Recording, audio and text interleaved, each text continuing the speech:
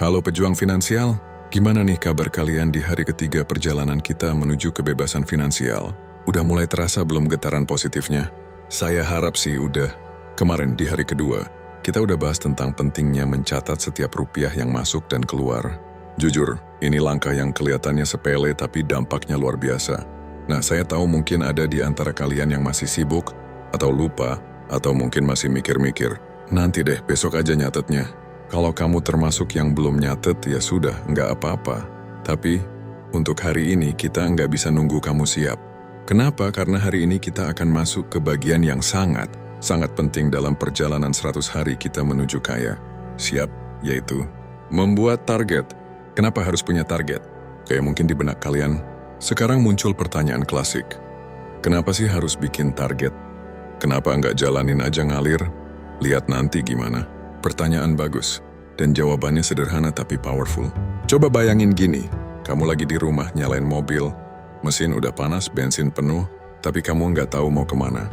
Kamu bisa aja jalan muter-muter kota, bisa masuk tol, bisa ke arah gunung, atau bahkan cuma keliling kompleks.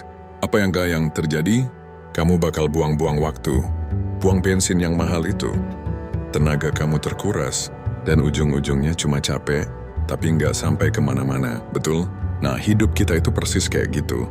Khususnya dalam konteks finansial, kalau kamu nggak tahu mau kaya itu maksudnya apa, berapa jumlah kekayaan yang kamu inginkan, dan kapan kamu mau mencapainya, kamu cuma bakal kerja keras, banting tulang, tapi rasanya nggak pernah bergerak maju. Rasanya kok cuma jalan di tempat. Ujung-ujungnya, apa? Frustrasi. Dan biasanya kalau sudah frustrasi, kita cenderung menyerah. Ada satu studi terkenal banget dari Harvard University yang saya suka banget ceritakan.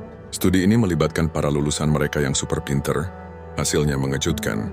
Dari semua lulusan itu, hanya sekitar 3% yang menuliskan target hidup mereka secara jelas dan terukur.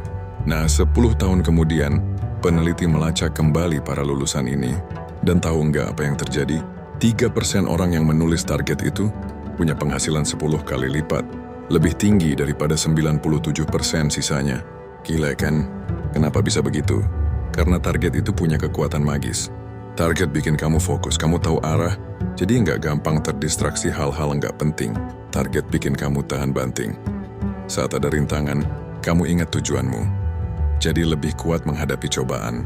Target bikin kamu tahu kapan kamu berhasil, dan kapan kamu harus evaluasi. Ini penting banget guys. Tanpa target gimana kita tahu progres kita? Oke, jadi kita udah sepakat ya, target itu penting. Tapi ada satu hal lagi yang harus kita luruskan. Target itu nggak boleh ngawang-ngawang. Contoh, aku mau kaya. Itu bukan target, itu cuma harapan atau impian. Sama kayak kamu bilang, aku mau jalan-jalan. Jalan-jalan kemana? Kapan? Naik apa? Target yang baik itu harus spesifik, terukur, bisa dicapai, relevan, dan berbatas waktu.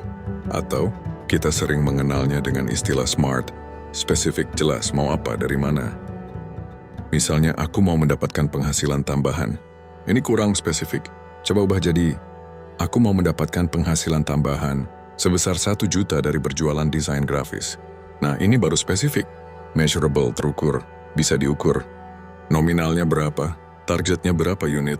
Kalau tadi 1 juta rupiah, itu jelas terukur. Achievable, bisa dicapai, realistis. Bukan mimpi ngawang. Ini penting. Jangan sampai targetnya terlalu muluk-muluk di awal misalnya. Dalam 100 hari aku mau punya profit 10 miliar rupiah dari modal nol. Itu bukannya memotivasi, malah bikin kamu putus asa. Pastikan targetmu realistis dengan sumber daya yang kamu punya sekarang. Relevan sesuai dengan hidupmu sekarang. Misal kamu seorang karyawan tapi targetnya menjadi investor properti sukses dalam 3 bulan. Padahal modal pun belum ada. Relevansinya perlu dipertanyakan. Sesuaikan dengan skill, waktu, dan situasi kamu saat ini. Time bound, berbatas waktu. Ada batas waktunya. Ini bagian paling krusial untuk 100 hari kita. Dalam 100 hari, kamu mau mencapai apa? Jadi kalau tadi aku mau kaya itu impian, kalau target yang smart itu contohnya gini. Dalam 100 hari, aku mau mendapatkan penghasilan tambahan 1 juta rupiah. Dari skill desain grafis yang aku pelajari dan aplikasikan. Jelas penghasilan tambahan 1 juta rupiah dari desain grafis. Terukur 1 juta rupiah. Bisa dicapai asalkan kamu punya skill dasarnya dan konsisten. Relevan jika kamu memang tertarik atau sudah belajar desain grafis. Berbatas waktu 100 hari. Contoh lain yang bisa kamu pikirkan, mungkin lebih sederhana. Dalam 100 hari, aku mau berhasil menjual satu produk per hari di toko onlineku. Kalau harga satu produk Rp20.000, berarti 20.000 dikali 30 hari itu Rp600.000. Kalau dikali 3 bulan berarti sekitar 1,8 juta rupiah. Aku mau bikin konten di TikTok Reels, dan dalam 100 hari bisa dapetin endorse kecil-kecilan pertama senilai Rp500.000.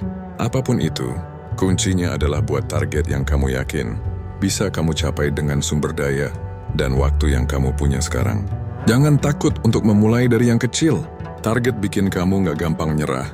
Ini alasan kenapa target itu lebih dari sekadar angka atau daftar. Target itu adalah motivasi. Target itu adalah alasan. Bayangin kamu lagi mendaki gunung yang tinggi. Pemandangan di bawah indah banget, tapi tanjakan di depanmu curam dan melelahkan. Kalau kamu nggak tahu puncaknya di mana, atau seberapa jauh lagi kamu harus jalan, begitu kamu capek sedikit, kamu pasti bakal mikir, udah deh nyerah aja. Enggak kuat. Tapi kalau kamu tahu puncaknya tinggal 500 meter lagi, kamu bakal punya kekuatan ekstra. Kamu bisa bilang ke diri sendiri, sedikit lagi. Ayo lanjut. Kamu tahu ada garis finish yang menanti. Sama persis dengan target finansial kita. Target itu jadi bahan bakar kamu waktu orang lain mulai bilang, ngapain sih lo? Enggak bakal bisa. Target itu yang bikin kamu tetap bangun pagi walau belum ada hasil instan. Target itu yang jadi pengingat kalau lelahmu itu punya tujuan. Ingat baik-baik ya.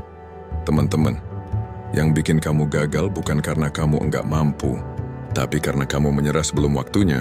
Target adalah kompas yang menuntunmu untuk terus melangkah. Oke, sekarang saatnya eksekusi. Tantanganmu untuk hari ketiga ini sederhana, tapi punya dampak yang luar biasa. Tulis target finansial yang ingin kamu capai dalam 100 hari ke depan. Jangan cuma disimpan di kepala. Ini penting banget. Ambil buku catatanmu, buka aplikasi catatan di HP-mu, atau bahkan tulis di post-it dan tempel di tempat yang gampang kamu lihat setiap hari. Yang penting tuliskan. Contohnya bisa seperti ini. Dalam 100 hari, aku mau menambah penghasilan 1 juta rupiah dari jualan makanan ringan online. Aku mau membangun channel YouTube dan mengunggah minimal 10 video tayang yang relevan dengan passionku. Aku mau mengumpulkan tabungan 2 juta rupiah untuk mulai investasi reksadana. Kamu nggak perlu langsung tahu persis bagaimana caranya. Yang penting hari ini, tahu dulu apa tujuanmu. Setelah tujuan jelas, baru nanti di hari-hari selanjutnya, kita bakal bahas gimana cara nyampe ke sana. Kita akan breakdown langkah-langkahnya satu persatu. Oh ya, satu hal penting lagi yang perlu kamu ingat. Membuat target bukan berarti kamu harus 100% tepat dari awal. Kalau nanti di tengah jalan kamu merasa targetnya terlalu berat, boleh banget direvisi. Sesuaikan. Kalau ternyata terlalu ringan, bisa kamu upgrade targetnya biar lebih menantang. Fleksibilitas itu penting. Yang paling penting, jangan lewatkan hari ini tanpa menulis targetmu. Karena hari ini, kamu bukan lagi orang yang cuma bisa ngeluh soal uang. Hari ini kamu jadi orang yang mulai mengatur arah. Orang yang mulai mengambil kendali atas masa depan finansialmu sendiri. Ini langkah besar loh. Besok di hari keempat, kita akan bahas topik yang tidak kalah menarik yaitu orang kaya banyak baca, orang miskin banyak alasan. Jangan sampai ketinggalan. Kalau kamu udah nulis target hari ini, klik tombol like di bawah ini ya. Dan yang paling penting, tulis di kolom komentar, target 100 harimu apa? Biar kita sama-sama saling dukung, saling memotivasi. Terakhir, dan ini wajib banget, jangan lupa subscribe channel ini dan nyalakan lonceng notifikasinya, karena kita belum selesai. Kita baru mulai. Dan ingat, kaya itu bukan tujuan akhir yang tiba-tiba kamu dapatkan, tapi kebiasaan baik yang kamu ulang setiap hari. Sampai jumpa di hari keempat. Salam kaya.